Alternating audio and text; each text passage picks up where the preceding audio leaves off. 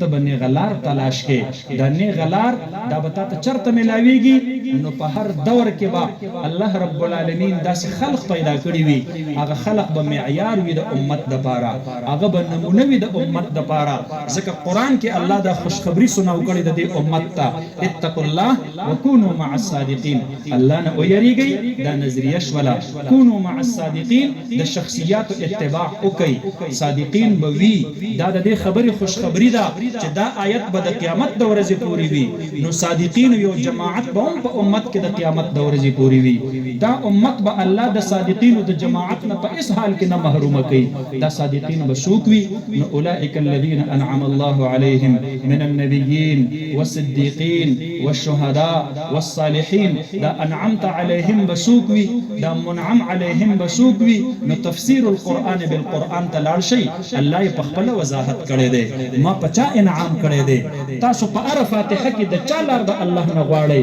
نو هغه سلور تبقیدی اولئک الذين انعم الله عليهم من النبيين یو خود انبیاء ولار دا نو د انبیاء ولار هغه خو انبیاء اوس په دې وخت کې په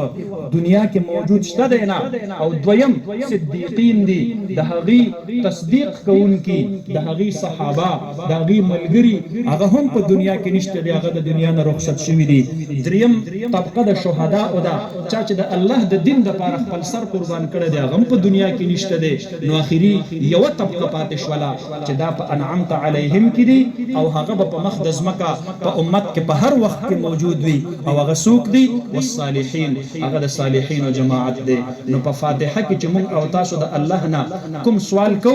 هغه سوال دغه عملی وجود دا تاسو وګورئ په دنیا کې د صالحین جماعت څوک دي هغه موازنه تاسو کولای شئ تاسو الله سترګې درکړي دي عقل او فکر الله درکړي دي